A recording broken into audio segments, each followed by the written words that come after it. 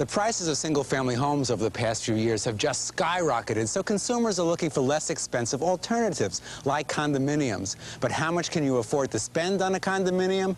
Well, David Goldstick, author of the book The Complete Guide to Co-ops and Condominiums, has a formula. How does someone know how much they can afford to spend on a condominium? Edgar, as a rule of thumb, 30 to 35% of your family's gross income can go for shelter. This 30 to 35% includes everything: your real estate taxes, condo fees, heating costs, mortgage, and interest.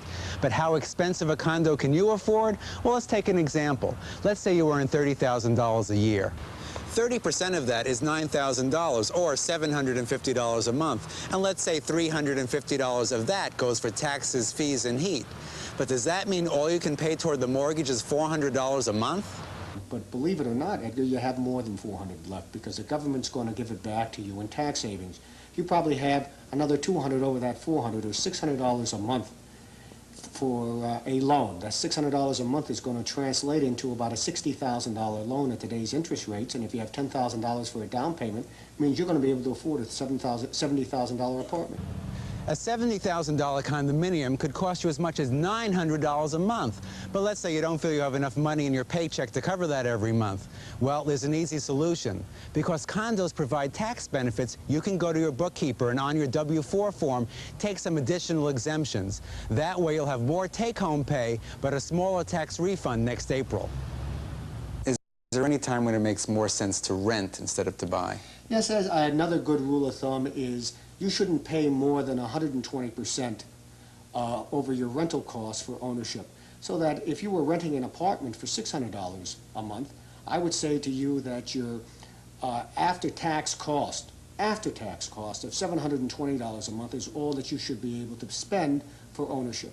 Once we decide that you can own, I really suggest that the next important step is finding what fits into that category, looking carefully, getting out of your apartment and shopping, just like you'd shop for any other consumer article, because an apartment is a consumer article. One other suggestion: you might want to contact your friendly local banker before you find the condo of your dreams. That way you can begin to establish a good working relationship with him and get an idea of how much of a loan he's likely to approve. Then you'll really have a great idea of how expensive a condo you could really afford.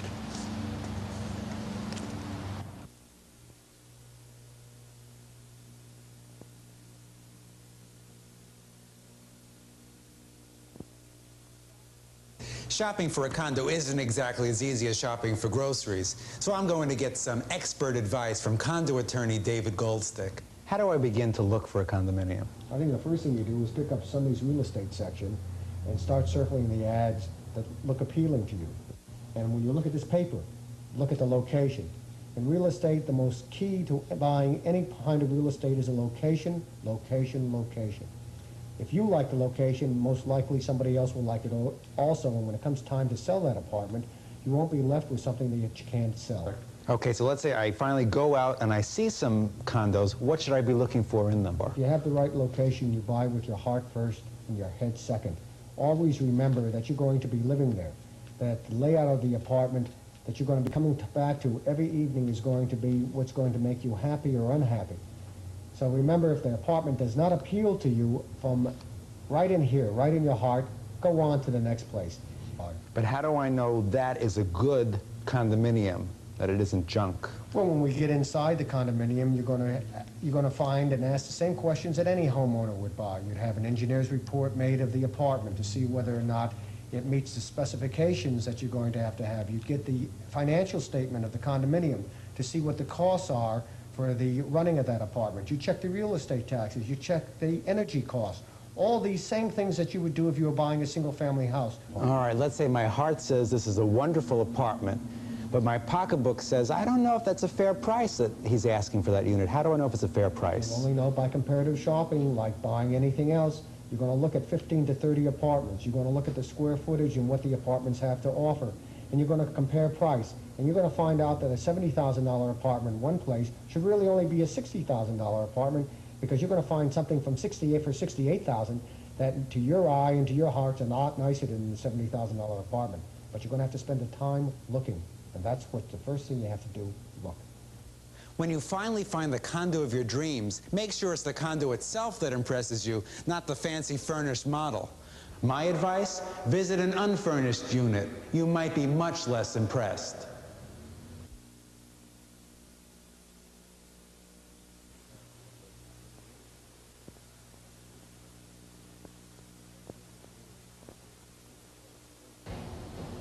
After months of searching, let's say you found the condo of your dreams. In your heart, you know it's the right one. But now you've got to begin to use your head to gather information.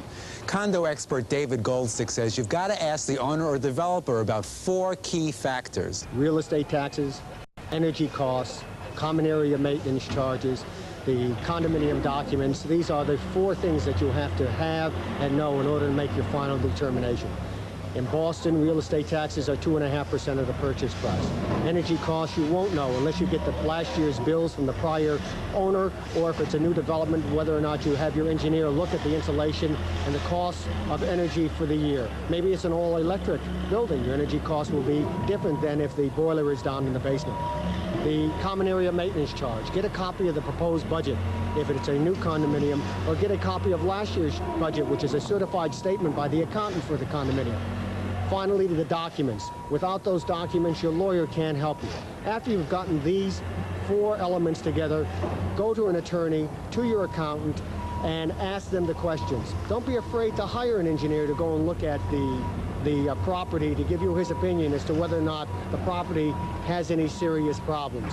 Now, you don't have to hire all those experts before you make your offer, but any offer you do make should be subject to your attorney's, accountant's, and engineer's approval. That way, if they find something wrong with the condo, you won't lose your deposit. Don't trust your own knowledge on this one. Even something as simple as a maintenance fee. Would you know if it's reasonable? Won't know unless you have the documents, the budget, to take back to your accountant, who will look at the budget for that particular condominium development and give you his opinion as to whether or not those are the expenses are reasonable for the size of the development. So you're saying it really isn't reasonable for the consumer to try to go through all this material himself or herself? Not at all. You've done your work, Edgar. You've gotten the documents, you've done the search, you've looked at all the apartments. Now it's time for you to turn to professionals. And don't be ashamed to look for professional help. You're about to make the largest investment of your life. Seek professional help.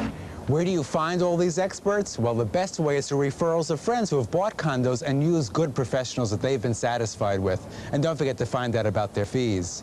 Remember, don't just buy with your heart. Use your head and the heads of professionals.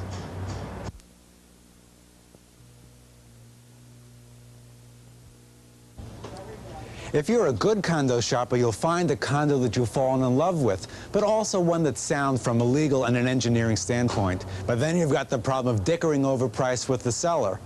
I asked condo expert David Goldstick how much your first offer should be. Well, before you make your first offer, Edgar, remember, I want you to use what you've learned. You've seen several apartments, maybe 15 to 30. You've retained a lawyer to advise you. You've been working with a real estate agent. Through these 3 sources, you're going to come to a conclusion whether or not the asking price of the apartment is reasonable. If it isn't reasonable, don't be afraid to offer 20% below the asking price.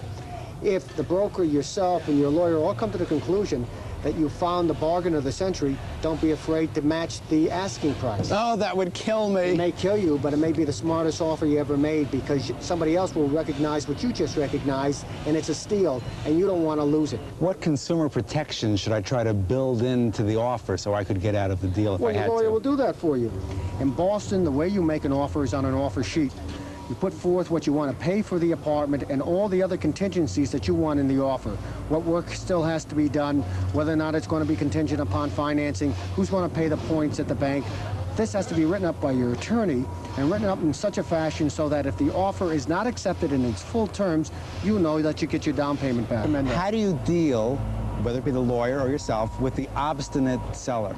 $77,000 is the selling price, and I'm not budging for it. How do you break that person down? You don't. The first way that you may have to do is just lose the deal and walk on to the next.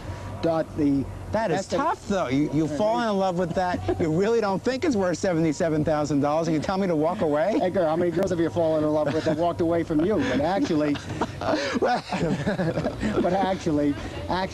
when you're negotiating for any consumer product, you have to be able to walk away. If you have to stay in the rental, you'll have to stay in the rental. But remember, use your lawyer, use your common sense.